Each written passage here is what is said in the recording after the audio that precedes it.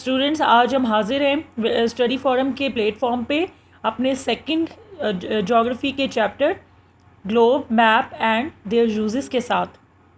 This chapter is very interesting. इसमें आप पढ़ेंगे ग्लोब के बारे में, मैप के बारे में। हम इन दोनों के डिफरेंस के बारे में जानेंगे।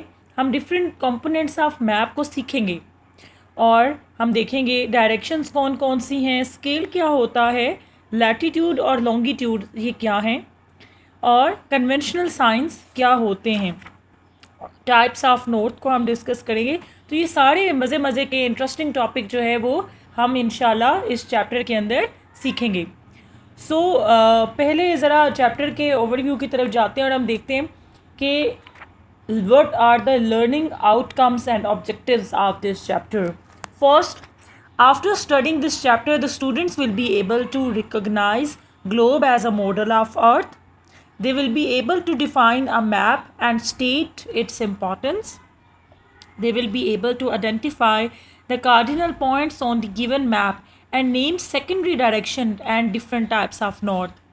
They will identify directions with reference to specific location on the map. They will explain the concept of scale and its types. They will measure the distance between 2 points on the map using the map scale. They will be able to define latitudes and longitudes. They will identify the important latitudes and longitudes. They can calculate the time difference between two places with the help of longitude. So these are different objectives that student will inshallah will be able to learn after studying this chapter. So first topic की तरफ आते हैं। First हमारा topic है globe. Globe क्या है? आपने देखा हमारी earth that is like a football, it is round, it is in the shape of a circle. So हमारी अर्थ क्या है? It is in the shape of a football. और वो मॉडल जो है जो कि पूरी तरह से अर्थ की तरह दिखता है, जो पूरी तरह से अर्थ को 100% आप कह सकते हैं कि रिप्रेजेंट करता है, कि जिसके अंदर ओशंस भी इसी तरह से नज़र आ रहे हैं, जिसके अंदर कॉन्टिनेंट्स हैं जो कि बिल्कुल एक फुटबॉल की तरह है, तो वो मॉडल जो है वो ग्लोब कहलाता है। यानी कि ग्लोब क्या है? एक ऐसा मॉडल है, एक ऐसी फ़ोटोकॉपी आप कह सकते हैं किसकी है?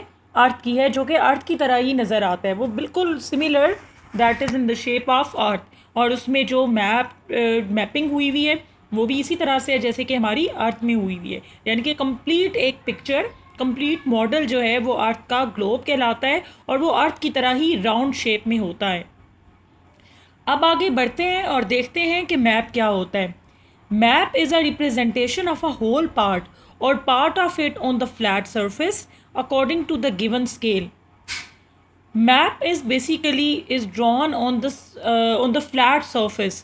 मैप जो है उसकी कई टाइप्स होती हैं, लेकिन ग्लोब आप याद रखें कि ग्लोब हमेशा राउंड फुटबॉल की शेप में। क्यों? क्योंकि हमने इसे मॉडल ऑफ अर्थ कहा है। और ये क्यों मॉडल ऑफ अर्थ इसको कहते हैं? क्योंकि एग्जैक्ट अर्थ की शेप में है। It's round like a football, it is in the shape of a circle.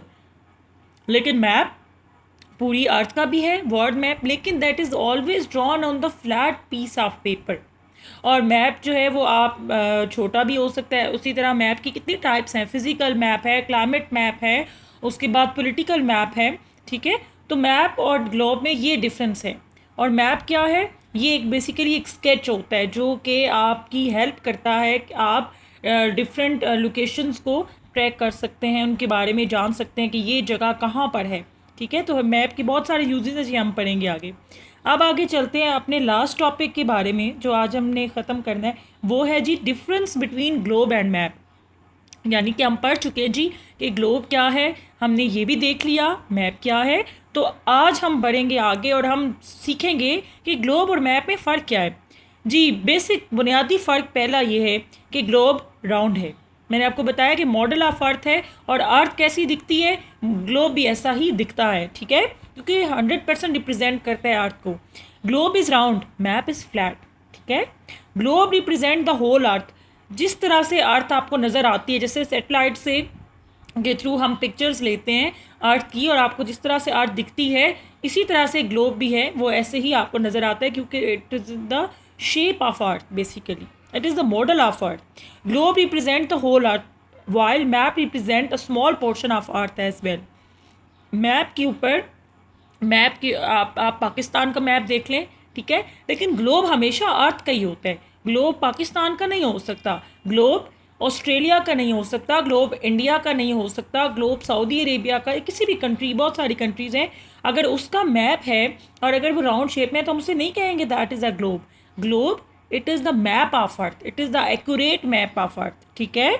लेकिन मैप जो है वो पाकिस्तान का, जैसे आप लोग पढ़ेंगे भी, आपने देखा भी होगा, ठीक है, मुख्तलिफ ममालिक का आपने मैप देखा, इस तरह मैप मुख्तलिफ सिटीज़ का भी होता है, डिफरेंट सिटीज़ का भी होता है। नेक्स्ट है जी, globe can not represent much detail. अच्छा, ग्लोब के अंदर इतनी डिटेल नहीं होती, जैसे कि लैटिट्यूड्स तो होते हैं, लॉन्गिट्यूड्स होते हैं, लेकिन डिटेल्ड नहीं होता। मैप जो है, ग्लोब डिटेल नहीं होता, मैप डिटेल्ड में होता है। On the other hand every type of detail can be shown on the map. अच्छा, आज के टॉपिक उम्मीद करती हूँ आपको समझ आया होगा। So kindly subscribe our channel. Thank you so much.